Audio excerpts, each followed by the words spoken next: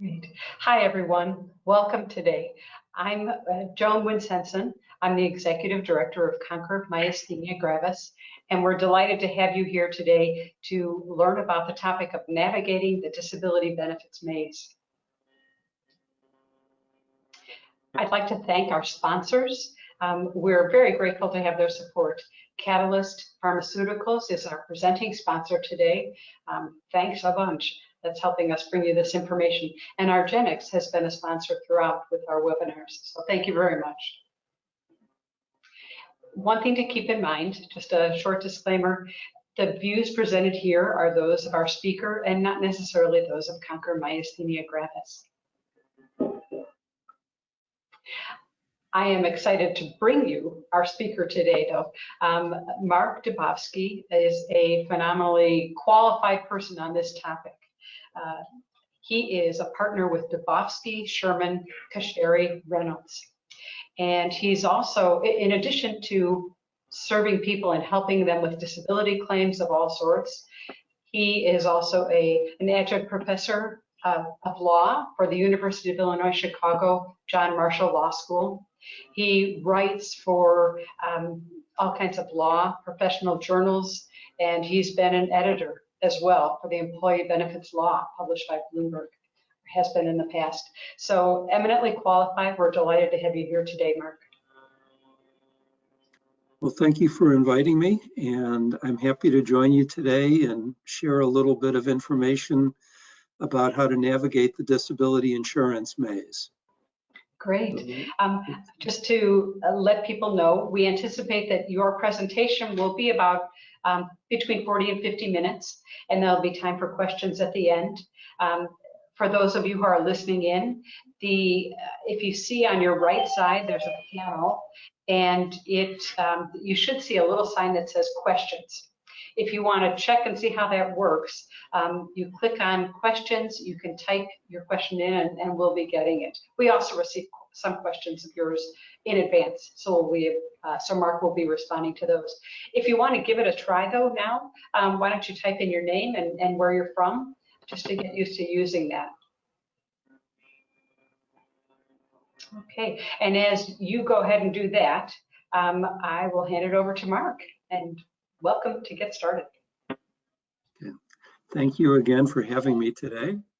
I'm delighted to be here, and I'd like to spend the next few minutes telling you about navigating the disability insurance maze. So let's start out with a concept that is probably something that if I were just to ask you straight out, you'd say, okay, I know the answer to that one, but it's a lot more complicated than it seems. Can I have the next slide, please? There we go, here's the controls. So, and what I'm talking about is the meaning of the term disability in the context of disability benefits. So it's very important to keep in mind that there are three components to a disability claim. There's a legal component, a medical component, and a vocational component.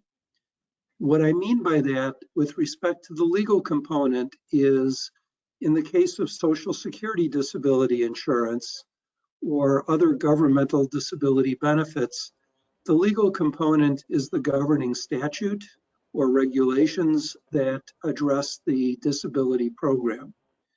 With private disability insurance, the legal component is the insurance policy. The medical component is what have you been diagnosed with, and what are your doctors indicating your physical and or mental and or cognitive limitations are. And while a doctor can certainly render a diagnosis or explain limitations, doctors are not trained, nor are they really well qualified to give a vocational opinion, which is really the ultimate issue in a disability case.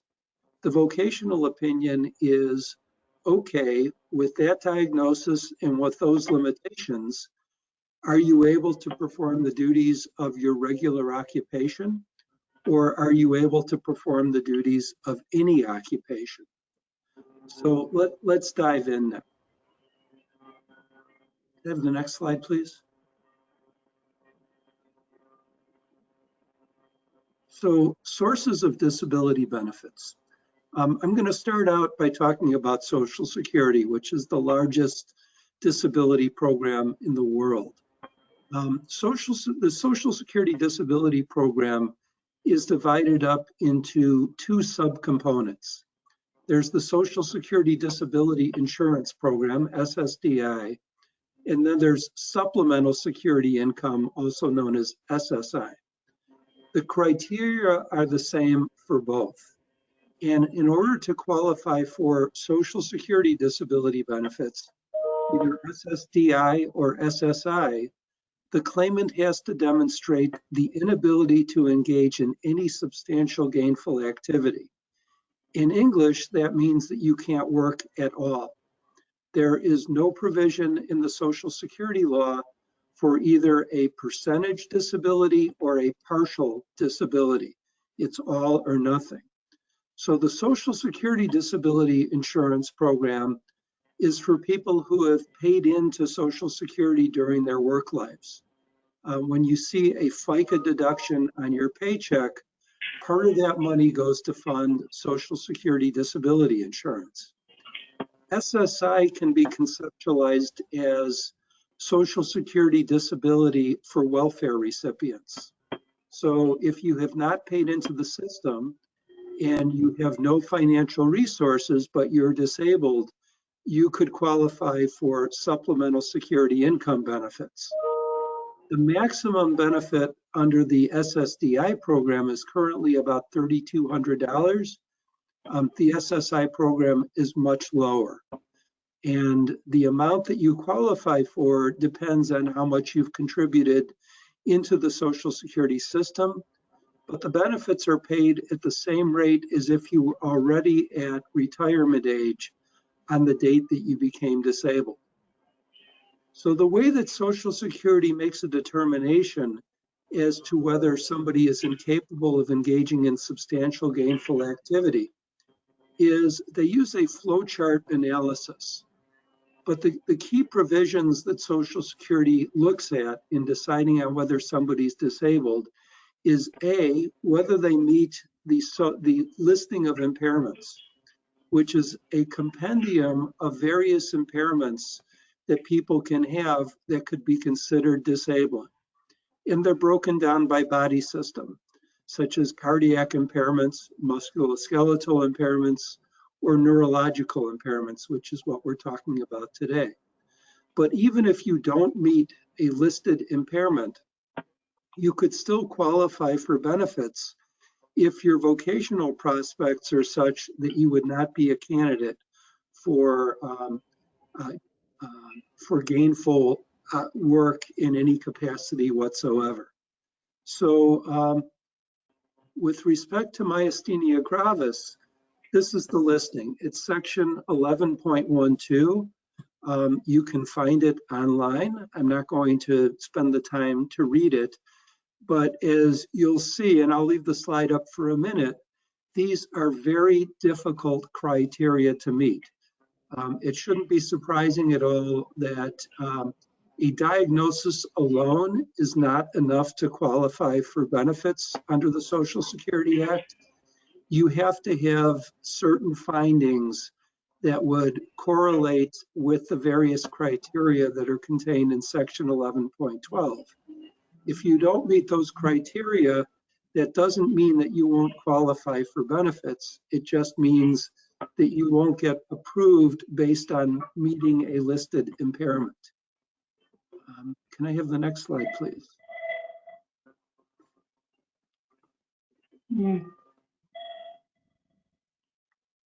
So, whoops.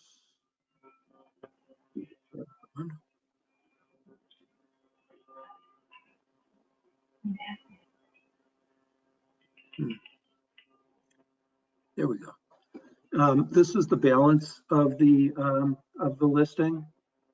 So, there is a lot of emphasis placed on functional limitations as well as specific medical findings.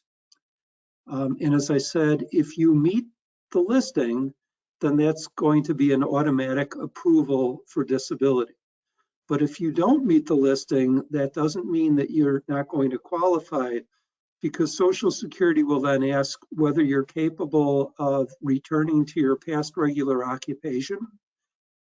If you're not, then Social Security asks, are there any other jobs that you're fitted to perform that you are physically and cognitively capable of performing? And if you're not, even if you don't meet a listing, you would qualify for Social Security disability. So if I could have the next slide, please.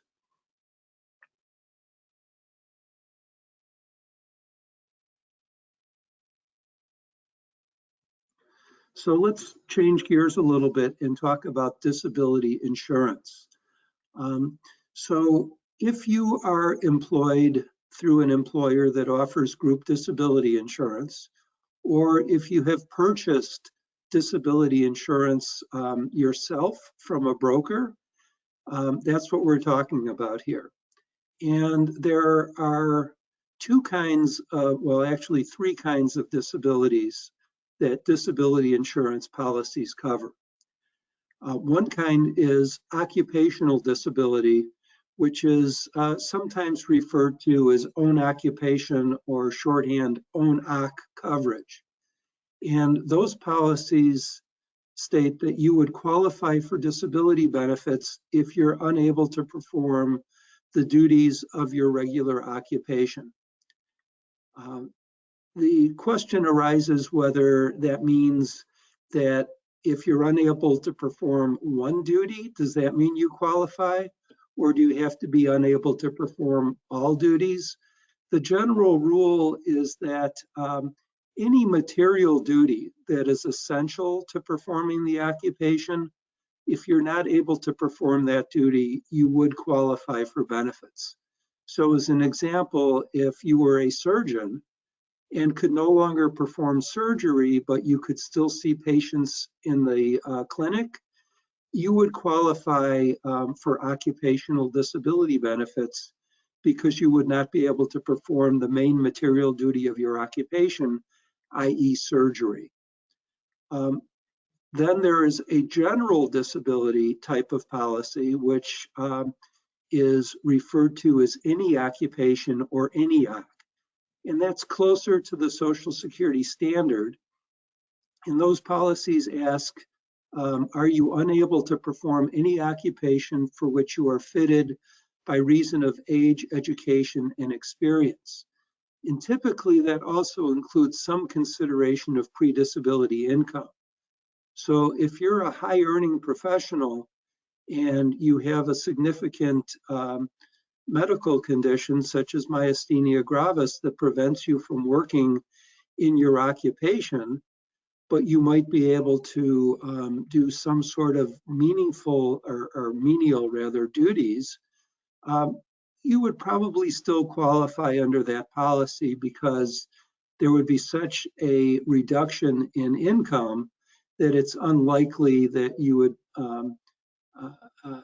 the reduction would be large enough that you would qualify for benefits under the policy. It's pretty typical in group disability insurance that group disability insurance uses both definitions, ONAC and ENIAC. The most common form of group disability insurance provides that for the first 24 months, you would qualify for benefits if you can't perform the duties of your regular occupation. And then after 24 months, in order to continue receiving benefits, you would have to be unable to perform the duties of any occupation that you're fitted to perform that would be relatively consistent with the earnings that you had received prior to the onset of disability. And then there's residual disability, which is also known as partial disability. And that's where you can still perform some of the duties of the occupation, but not all of them. And the court decisions on this issue break residual disability down into two flavors, qualitative and quantitative. So qualitative residual disability is where you are unable to perform a certain aspect of the occupation. One of the leading decisions in this area talks about, uses an example of a baseball shortstop who can't throw. That's a critical occupational duty. But if that shortstop could still bat and played in the American Baseball League and could be a designated hitter, that individual might still be able to earn a significant income, but just wouldn't be able to perform the main duties that they were hired to play baseball for, which would be to play shortstop. Quantitative disability, though, is can be one of two situations. One is you can't perform all of the duties. You can perform some of the duties. The other is you can perform all of the duties, but you can't perform them for all of the time that's required. So you might have an occupation where you're required to work 8 hours a day, but you're only able to work 4 hours a day. That would be a quantitative disability. Can I get, I can make this move.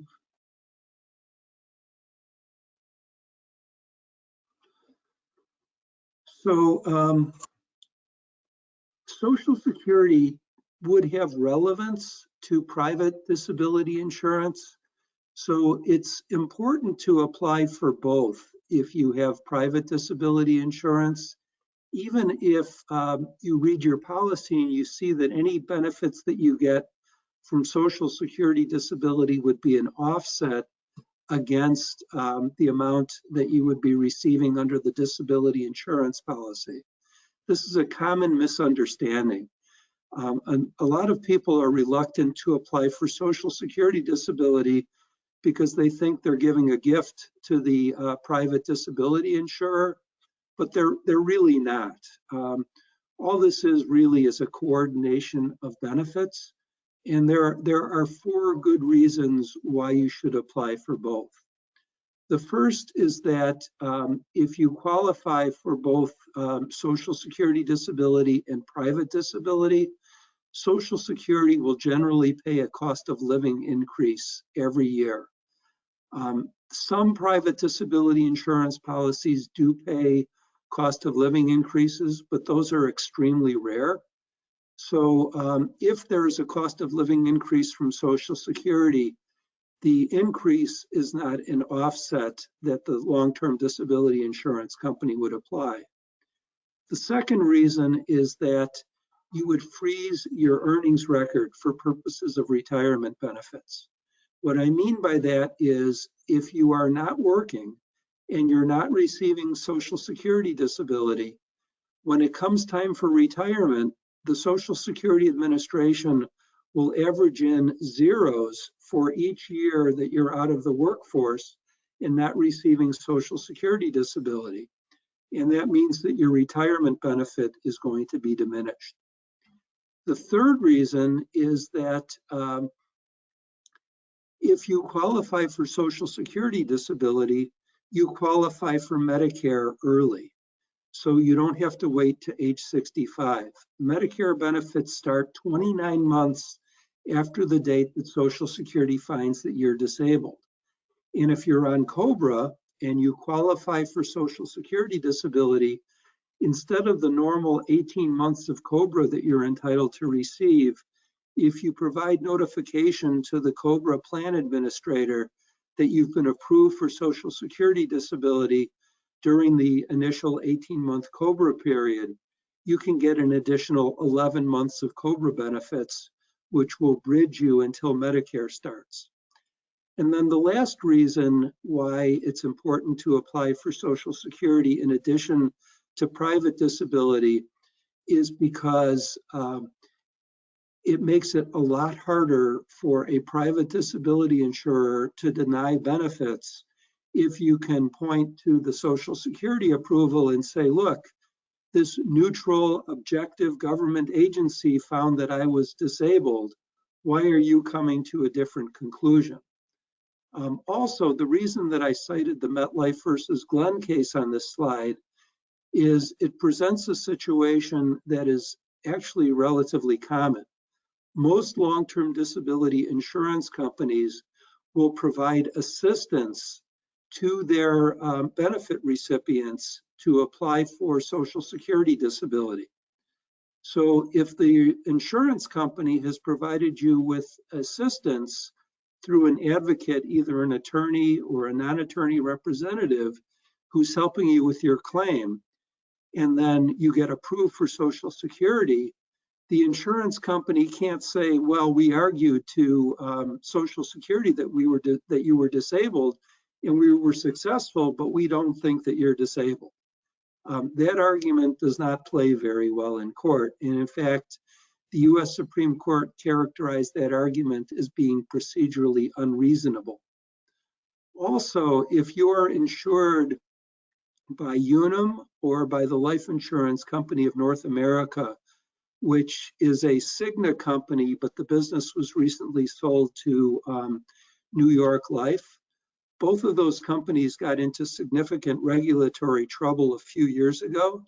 And as a condition of settling with the state and federal regulators, both companies agreed that they would give deference to a favorable Social Security decision. So if you're approved for Social Security disability, that makes it likelier that you would not have any difficulty down the road with a private disability insurance company. Can I have the next slide, please?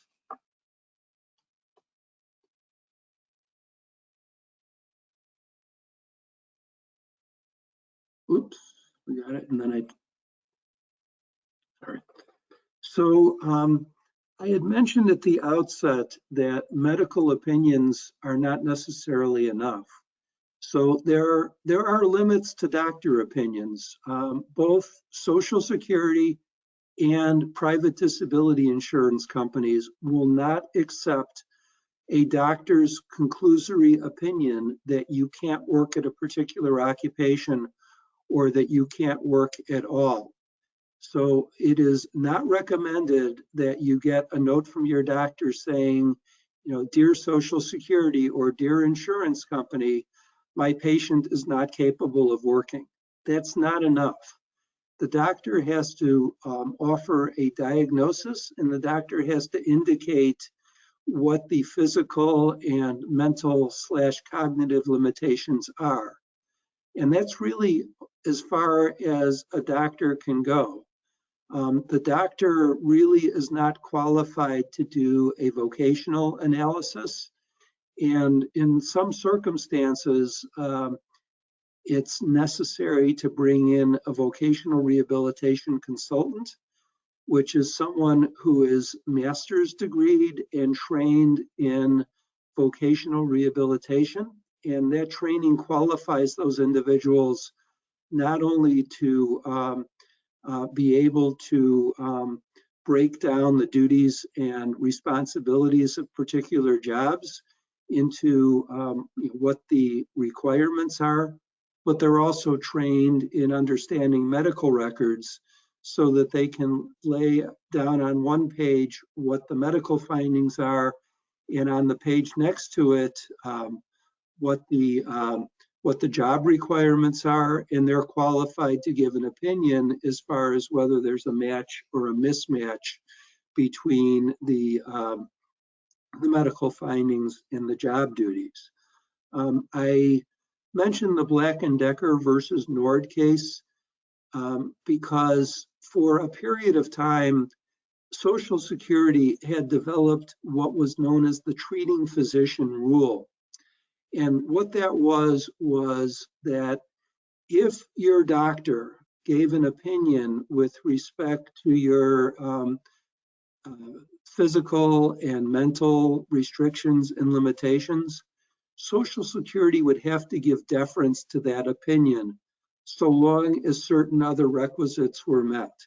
The doctor would have to be a specialist. So for MG, the doctor would have to be a neurologist. or perhaps a physiatrist, a specialist in physical medicine and rehabilitation. The doctor would have to be giving an opinion that's consistent with the clinical findings as well as any other objective test results. The doctor would have to have a longitudinal treatment relationship. It can't be somebody who you've just seen once. It has to be somebody who you've seen over a period of time. And the doctor also has to furnish an opinion that's consistent with the record as a whole. If those other requirements were met, then the Social Security Administration would generally give deference to the doctor's opinion. And for a little while, it looked like the treating physician rule was going to be adopted in private disability insurance. And then the Supreme Court agreed to take this case called Black and Decker versus Nord. And I happened to be in the courtroom the day the case was argued because I had an interest in the case and had written a supporting brief on behalf of the adoption of the treating physician rule. And I was shocked that both the insurance company, which was MetLife, and the Solicitor General of the United States both misrepresented to the Supreme Court what the Social Security treating physician rule was. Both represented to the Supreme Court that the treating physician rule was simply, if the treating doctor says so, Social Security has to defer, or a disability insurance company has to defer, and they left out the other requirements. And because the Supreme Court was convinced that that lenient a rule was not good enough, the Supreme Court rejected the notion that a treating physician rule should apply in private disability insurance, and ruled that no deference would be due to a treating doctor's opinion. But the court was still quick to indicate that that doesn't mean that insurance companies are completely free to ignore treating doctors' opinions.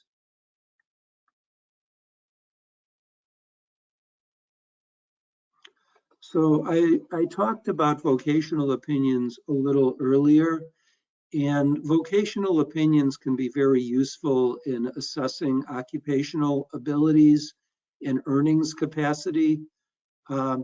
I'm not by any means suggesting that any of you who are in the midst of a disability claim now should run out and hire a vocational expert. But if the disability insurance company pushes back, you might consider wanting to retain one, probably through an attorney and not on your own. Because a vocational rehabilitation consultant does have unique qualifications to assess these issues, and they can also perform what's called a transferable skills analysis, which is taking what your acquired job skills are based on your education, training, and experience, and determining whether those skills would be able to transfer to other occupations that might not be as physically or cognitively demanding.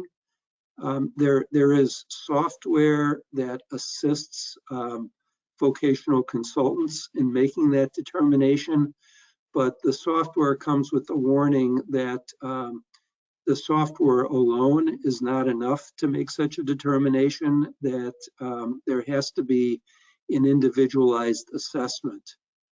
Earnings capacity is also something that really requires an expert to assist with. The U.S. Department of Labor, the Bureau of Labor Statistics, does compile earnings data on various occupations, both nationally and in various geographic areas. And since a lot of policies do have provisions that say you have to be able to earn at least 60% or 80% of your pre-disability earnings, a vocational expert can be invaluable and determine whether, based on your transferable skills, any alternative occupations would be likely to meet that earnings threshold.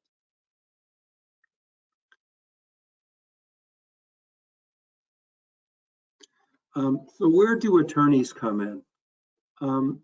First of all, even though I'm an attorney and I work in this area, and I certainly have a pecuniary interest in representing clients in this area, that doesn't mean that I'm suggesting that you need to hire me or another attorney immediately at the moment that you start to contemplate filing a disability claim. In fact, I strongly recommend to potential clients who are applying for Social Security disability that they not hire an attorney at the initial application, because there's very little an attorney can do to influence the outcome on an initial Social Security application. But certainly, if you are appealing a Social Security denial, you should have attorney representation, particularly if you're going to have a hearing in front of an administrative law judge. With respect to private disability insurance, there can be some benefit to hiring an attorney before you file a claim. I tell clients that I do like to be involved, but 9 out of 10 times what they put together, what clients put on the claim forms and what their doctors are providing is going to be more than sufficient to lead to a claim approval, and that I'm not necessarily going to be somebody who you need to involve with the claim, but I'm happy to do so, and typically both the time and cost involvement is very minimal. Where you absolutely do need an attorney, though, is if you have received a denial by a private disability insurance company. Even though individuals can ostensibly appeal a denial on their own, it is really important to get an attorney who is knowledgeable in this field involved, because there are very critical timeframes and evidentiary rules if the case later ends up in court. And if there is a misstep in the appeal process, it may not be correctable when you get to court. So it is, in my opinion, valuable to have an attorney involved if you are appealing a denial. And part of the attorney's responsibility is to work with the treating doctor to make sure that the evidence is consistent with what's necessary to establish the claim. And I do spend a lot of time in my day-to-day practice working with doctors and helping them to understand the issues so that they can tailor their records and their reports to what's necessary. I would never suggest to anybody what they should put down on a form, but the nomenclature that doctors use is often very different from the nomenclature that insurance companies use. For instance, the term sedentary is a term of art in disability, both Social Security and in private disability insurance. The Department of Labor defines a sedentary occupation as an occupation that's primarily an occupation that's performed at a desk, perhaps using a computer in today's job market. But to a doctor, sedentary can often mean just basically a very low-key lifestyle. So if a doctor is thinking, my patient should really pretty much stay at home, they don't have to be in bed all the time, but probably in a comfortable chair, not go out very often, maybe go out and get a cup of coffee or pick up a prescription, but that's about it. If they put down my patient is capable of sedentary activity, that could potentially be read by the insurance company as capable of sedentary employment. So I like to work with the doctors on issues like that. In psychology, because there's certainly a cognitive component with respect to myasthenia gravis, the term malingering has a very distinct role in psychology and a very different role in the courtroom. So there is a certain gestalt to neuropsychological testing that's administered, and even people with significant cognitive impairment can absolutely bomb the tests because they don't quite get into what is required, and they don't answer the way that the test instruments require you to be answered. And the psychologist might indicate a potential for malingering. Malingering in psychology means that either you overreported or underreported your symptoms, but it is not a value judgment about your honesty. In the courtroom, if you use the term malingering, that is a fancy way of calling somebody a liar. So it's very important to use terminology that would be used from an evidentiary standpoint in a case like this. So if there is terminology used in a medical report that could potentially be damaging, I consider it part of the attorney's role to address that and make sure that the proper terminology is used. A lot of my time is also spent in a defensive role. I work with doctors to warn them that very often disability insurance companies will hire doctors to offer consultant opinions. And sometimes they'll tell the doctors, I want you to call the treating physician and find out what the treating physician's opinion is. And very often those calls are ambush calls. They will call the doctor in the middle of clinical rounds, and the doctor will say, I don't have the patient's chart in front of me and I don't have time to get it now. And the consultant doctor will write in their report, doctor was hostile and refused to answer my questions. Or they will play games like they'll interview the doctor and the doctor will give an opinion, and then the consultant doctor will write it up in an inaccurate manner. And I will advise doctors that they really need to preferably request that questions be posed in writing so that they can be answered in writing, and that if any oral information is taken down, that the doctor should request that there be a copy provided and an opportunity to correct any misstatements or mischaracterizations in that report. It's very important that the doctor's opinions be accurate and not mischaracterized in these reports, because some of the worst cases that I get start out with me reading a denial letter that says, your treating doctor, Dr. So-and-so, was in agreement with our consulting physician that you are capable of performing such and such an occupation. Because then I have to go back and deconstruct that and how that came about. And if we can head that off at the pass before something like that happens, then we're able generally to prevent something from being taken out of context and being used against the claimant.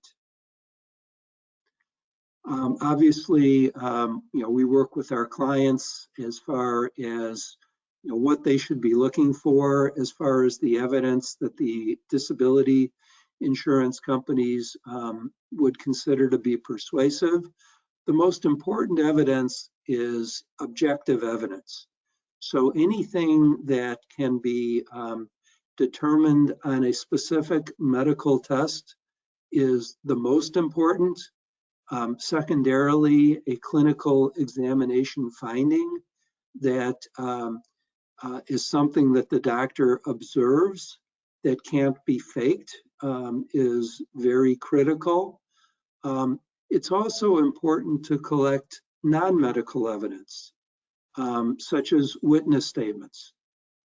We tell all of our clients, or remind all of our clients, that their doctors don't live with them 24 hours a day, 7 days a week.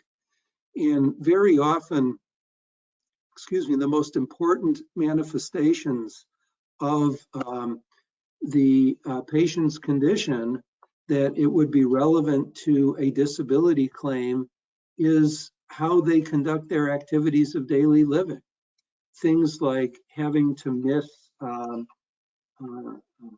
children's sporting events, or if they're in drama and they're in school plays, or having to miss important family events, or having to leave early from a Thanksgiving dinner, or needing to lie down and not fully participate. These are very important things that are that we want to bring out in these disability claims.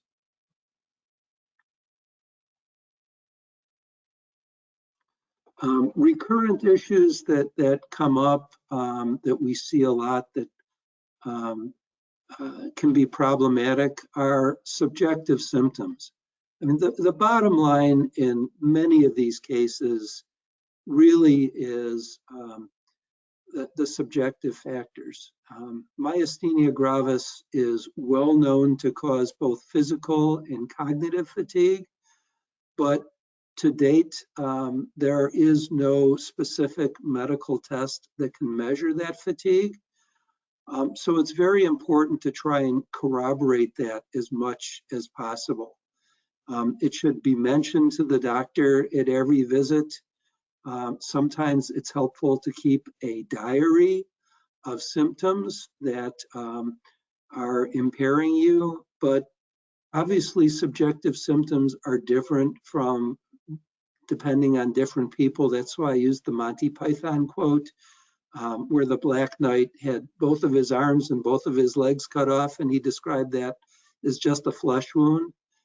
Some people are very stoic, but this is the one time in your life, if you are presenting a disability claim, that you avoid the typical response when the doctor says, "How are you doing?" saying, "Oh, I'm fine." You want to tell the doctor everything that's going on. The AMA has published a manual that is primarily for workers' compensation claims called the Guides to the Evaluation of Permanent Impairment. But disability insurers use this as well. And the guides certainly require that symptoms such as pain and fatigue be taken into consideration. But the crucial thing, and I'm not trying to scare anybody here, is that if the underlying impairment is known to cause the symptom complained of, it's far easier to get the insurance company to credit it, because it's just a known symptom of the condition. So it's very hard for the insurance company to say, "We just don't believe you."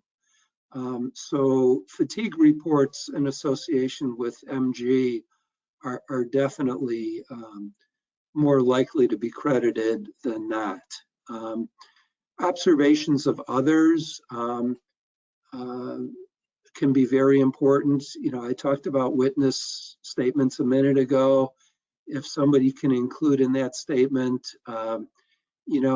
after 3 o'clock in the afternoon, I've noticed that my husband has word finding difficulty and lies down for an hour and a half nap, or goes to bed at 6:30 because he's just totally exhausted and it's visible on his face. Those kind of things can be very valuable. Medications, of course, can have side effects. It's really important to note any of those side effects, because the medications, while they're helpful, often themselves cause side effects that can have some impact on the ability to work. Let's see. Measuring performance and stamina. Many physicians utilize standardized measures. So every time you see the doctor asks you a series of questions that they then score. So one of them is what's known as the SF-36, which is a symptom compilation survey, or the Karnofsky performance status. There are others that are generally used in medicine. Because those are standardized and they're repeated at every visit, that can be a very, very useful corroborating source for proving disability.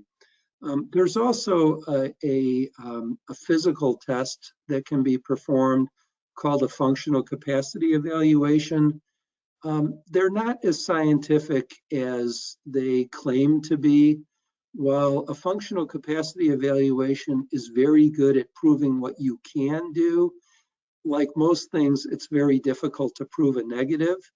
So a functional capacity evaluation is a test that's performed by a physical therapist or an occupational therapist that lasts generally 2.5 to 4.5 hours, where you're put through a variety of physical tasks, and you're hooked up to instruments that measure things like heart rate, or you're asked to squeeze a measurement of your grip strength, or you're asked to push and pull things and that's measured.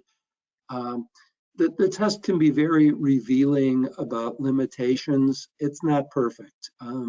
There is really no perfect machine type of test that can determine whether somebody is disabled. Cognitive issues, as I mentioned, are very important, and neuropsychological testing really is the gold standard.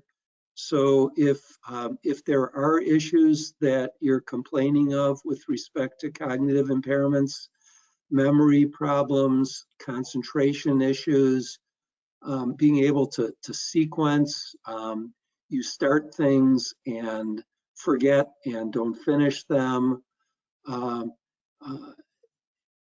being able to organize tasks, being able to multitask, those things can be measured in neuropsychological testing, and it is the gold standard, but it is a brutal test. A battery of neuropsychological tests generally takes a minimum of 6 hours to perform. And for those of you who've gone through the testing, I'm sure you know what I'm talking about. You come out feeling like the psychologist, took your brain like it was a sponge and squeezed it out, and you're very exhausted afterward. But it's really an invaluable source of evidence that would prove a disability claim. Obviously, if you're working in a professional or executive capacity, and you have demonstrable and confirmable cognitive impairments on neuropsychological testing, that pretty much would be decisive as far as your ability to continue working in that occupation.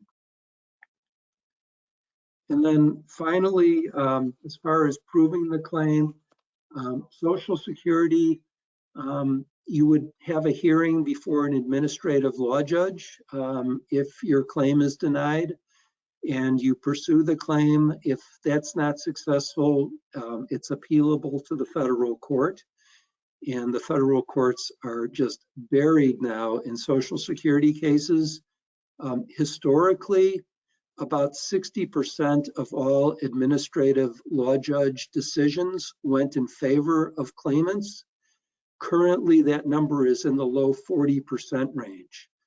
The reason for that is not because people are less disabled. It's that there has been a change in the makeup of who the administrative law judges are. So when I started practicing law in 1980, the Social Security Administrative Law judges were generally drawn from private practice. They had done personal injury work, workers' compensation, railroad injury cases, and they had more of a sort of a reality perception. Judges now are drawn mostly from government service, and they have never represented living clients in their careers, and they tend to be more skeptical.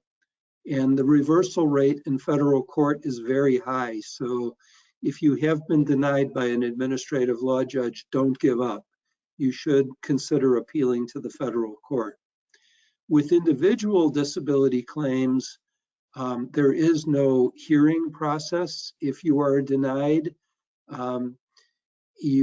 there's generally a appeal process to the insurance company, and if you're dissatisfied there, if you're not successful when you appeal, you can take your case to court.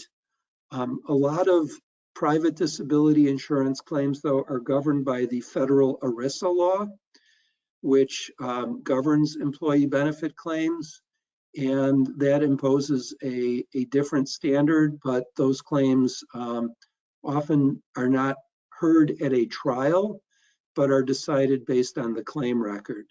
So I went a little bit over, and I'm willing to stay a little bit longer if we need to, but why don't I take your questions at this point?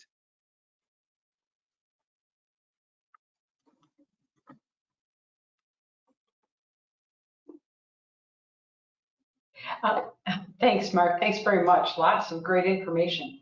Do you want to review some of the questions that you got ahead of time, or otherwise I can share a couple with you here? Why don't you share them with me? Because I'm having a little bit of technical issues getting into that screen. Okay. Let's see. I'm looking at the questions that we got first. Are you automatically approved if you go into myasthenic crisis and have to be mechanically ventilated for more than 48 hours? That's pretty likely. It's pretty likely that if that happens, you're going to be found to meet the listing for Social Security. Mechanical ventilation is, unless it's very temporary and does not have to be continued, is a very strong indication of a severe disability and a likelihood that Social Security would be approved. And obviously a private disability claim would be approved as well. Okay, let's see. Best tips and secrets for getting it the first time when you do it yourself, and trying to determine how much do you get. The best tip and secret that I can offer is to provide as much objective evidence as you can. So any tests that your doctor has recommended and says, we could do this, but we don't necessarily have to because the picture is pretty clear, do the test. That would be helpful. It would also be helpful if you are being seen not just by a general neurologist, but by a neurologist who pretty much practices with a patient cohort of myasthenia gravis patients, and even more preferably at the university level, because if they are in a university setting such as Northwestern, University of Chicago, Rush, University of Illinois, Loyola, because those doctors are also researchers, they are likely to have more data in the office visit notes. They're more likely to run the functional performance screens that I had referred to and include that in their records. And I found from experience that when insurance companies see data like that, they go, oh yeah, we're convinced, and they approve the claim right away. I do have to joke a little bit though that I get asked a lot by clients, well, what percentage of claims get approved? And while I can read the statistics from the insurance companies where they say that they approve over 90% of their claims, I don't really have much anecdotal information, because most people who come to me after they have a claim that's been denied. And I don't get calls from people who say, you know, I had this claim and I submitted it and I was absolutely blown away by their customer service. They treated me politely. They expedited my claim. They approved it right away. What can you do for me? There's really nothing I can do for somebody like that. But in my experience, you know, with a condition like myasthenia gravis, that's likely going to be the picture. You know, maybe not in the earliest stages, but by the time you get to the point where you're filing a claim, the medical records are likely to be very supportive and likely to lead to a expeditious approval. Okay. This next question is, can I retire early? And when I retire, how does it affect my insurance and treatment options? So if you take Social Security early retirement at age 62, that does not preclude you from applying for Social Security disability benefits before you reach your full retirement age, which for most people now is age 67. So that would not preclude you from trying to switch gears and apply for disability benefits. And if you apply for disability benefits and succeed, you're going to get a much higher benefit than if you take early Social Security at age 62. With respect to disability, private disability insurance though, if you retire and you've maintained coverage, which you may not be able to do if your coverage is through work. Most policies nowadays cannot be continued once you stop working. But if you have a private policy that you've continued, or you've converted a group policy in the rare instance where it's permissible, you run the risk of the insurance company saying, well, your occupation is that of a retired person.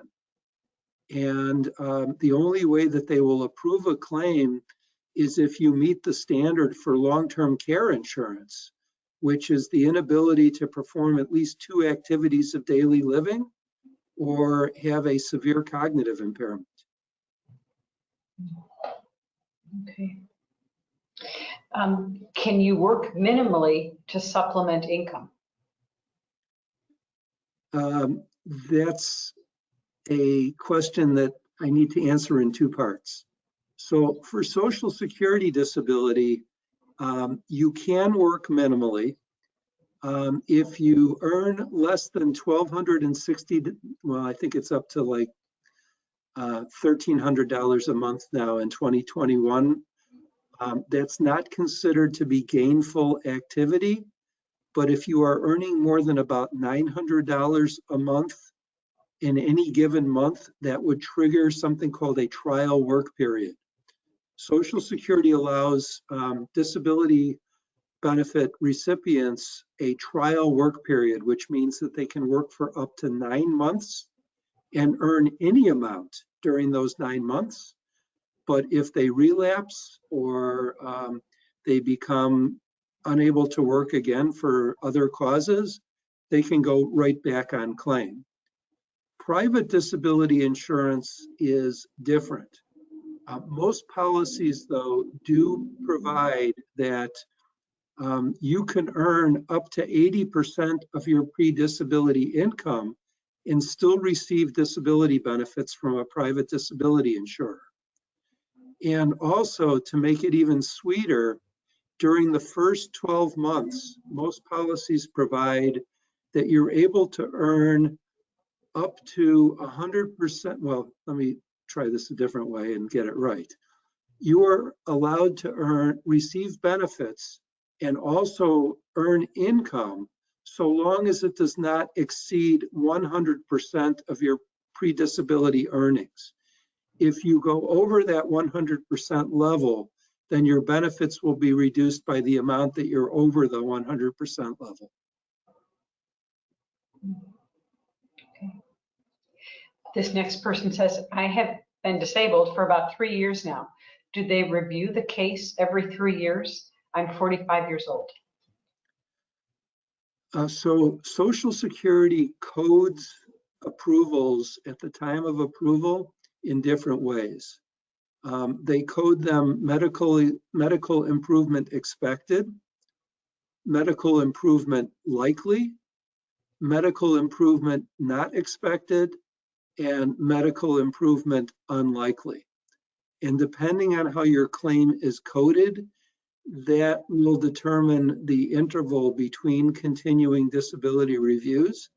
Congress has mandated that all Social Security disability claims be reviewed periodically, but the period depends on how your claim was coded.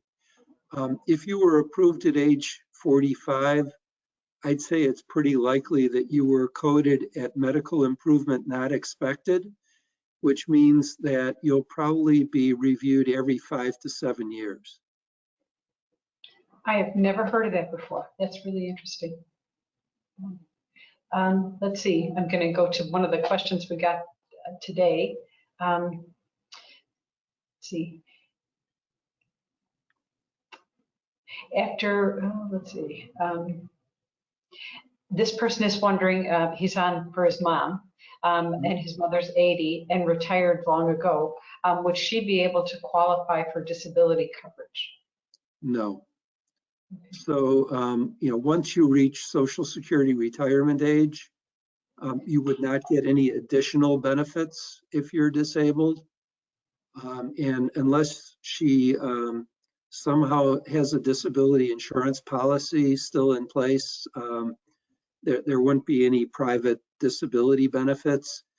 It's generally a very poor cost proposition to keep disability insurance going after you reach retirement age, because the premiums go up to such a high level that it's probably not worth keeping it in place.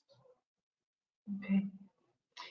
Next question, my employer has a pension system and does not pay Social Security taxes. Am I still eligible for Social Security disability benefits? So the question probably came from a public sector employee. And this goes back to the passage of the Social Security Act in 1934, a little bit of a history lesson.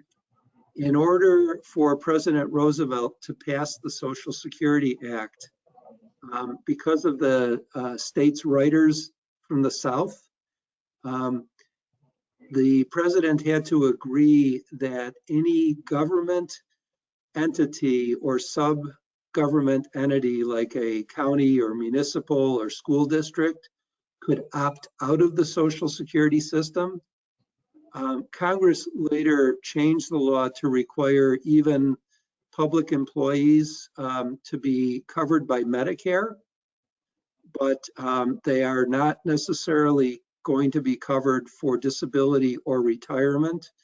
And if that's the case, their only potential source of disability benefits is through that pension program. Okay. Next question. This person explains that they're eligible for work disability pension and private insurance disability. I pay into a pension program, not Social Security. Should I also apply to Social Security? Not sure if they can. And the person notes, unsure if I have enough points to qualify for Social Security benefits. And I'm going to continue because they added more color. In regard to pension disability based on your, this is another question. In regard to pension disability based on your experience, how difficult is it to prove to the City of Chicago Pension Board to approve disability pension? So if you're a City of Chicago employee, you would not have Social Security eligibility because the city has opted out of Social Security. Also, the Chicago Public Schools have opted out of Social Security. But a number of years ago, the city added a supplemental group long-term disability plan that would pay the differential. So if the city pays you 50% of your income, you could probably qualify for another 10 to 16%, depending on what level of benefit you bought into in additional disability insurance coverage. But there would not be Social Security eligibility unless you were working a second job where there was a Social Security deduction. And the general rule for Social Security disability eligibility is that you have to pay in to Social Security for at least 20 quarters of coverage, 5 years, and you have to become disabled within 5 years of the date that you last contributed to FICA. Okay. All right. I think that helps with that one. Let's see. What about requesting accommodations? This person says requesting accommodations at a desk job relative to ocular. So the ocular symptoms of MG, double vision and drooping eyelids, to ocular and arm strength issues. Can I request a large screen monitor? Absolutely. So the Federal Americans with Disabilities Act, the state of Illinois Human Rights Act, or if you're not in Illinois, your state undoubtedly has a state analog to the ABA, Cook County Human Rights Ordinance, City of Chicago Human Rights Ordinance, all have disability protections that require that employers offer employees a reasonable accommodation in order to enable them to perform their duties, but it doesn't require that the job be completely restructured. It has to be something that is reasonable. So, it can't be something that would cost like $100,000 to build a special workstation, but they are required, of course, to have provisions in place for public accommodations. So, wheelchair ramps, bathroom accessibility, door handles, and the like, to make sure that that there is accessibility for people with disabilities. But generally, a monitor or a software type of accommodation is generally required under the ADA. Okay. Would ocular MG with let's see. Would ocular MG with muscle fatigue qualify a person for Social Security disability? I have to answer that question with it depends. It just depends on the degree of impairment, but a yardstick here is, are you able to work with reasonable continuity? And what I mean by that is, are you able to work Monday through Friday, 9 to 5, or whatever your work schedule is, on a regular, consistent, predictable basis? If you are experiencing periods where you're more symptomatic and you have to be off task, you have to ask yourself, would a reasonable employer be able to accommodate that? Woody Allen once joked that 90% of all jobs is just showing up. And it turned out that that's true, because if you're not a reliable employer and not able to meet work deadlines, workflow, and so on, because of a medical impairment such as what you've described, you would likely qualify for disability. But it does depend on the degree of impairment. Okay, how about 2 more questions and then we'll call it a day. And thank you so much for the time. This person, let's see, this is Cecilia's question from New York City. She's a Spanish speaker. Let's see, she has ocular MG for 20 years. Let's see. After a year of living in New York City, she got sick. She hasn't did not work since there. She's just taking care of her children, her husband, so her husband's the only one working. She'd like to study and work, but she feels it would be slow going. She's wondering just how to get help to go forward.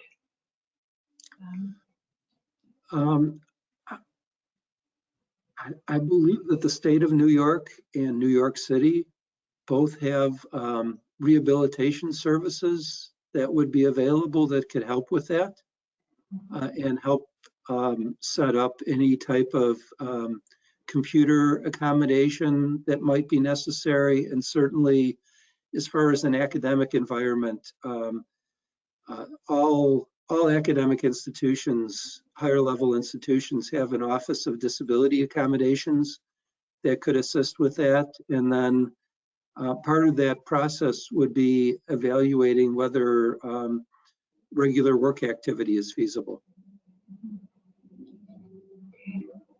Okay. There's a number of questions about people not having enough hours, but you've addressed that. Let's see. Then I'm going to go. This was a kind of a recap of one of the questions mentioned. How about the degree of difficulty going against the City of Chicago Pension Board based on your experience?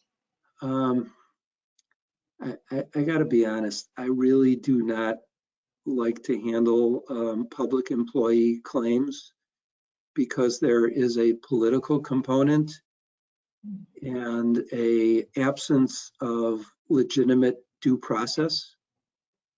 In my experience, hearings in front of the city pension board and the county pension board have basically consisted of walking in with the client and the board attorney saying, I'm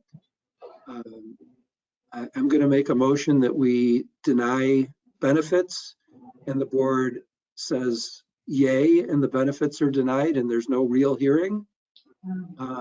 And they can be very, very difficult claims to handle.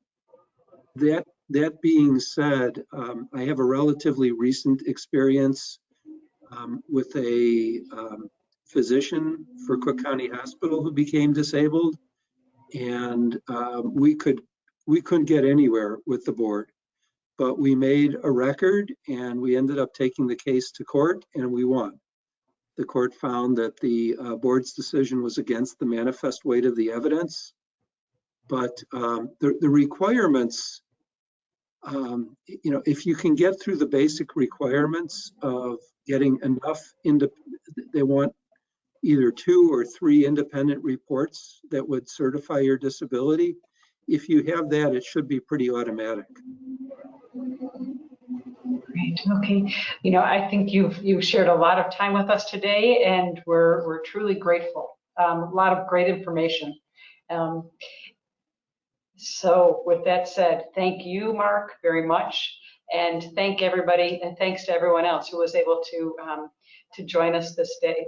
And I know that a number of people, once we put this on our YouTube channel, will be accessing this information as well. So thank you, everyone. Thank you for inviting me. It's been a pleasure. Gosh. So to the people who are still hanging out here with us, if you appreciated this information, please know that we would appreciate your support as well. And a way to do that is certainly to go to our website. If you're looking for more information about myasthenia gravis, we invite you to visit our website also at www.myastheniagravis.org. With that, good afternoon. Thanks. Have a great afternoon, everyone.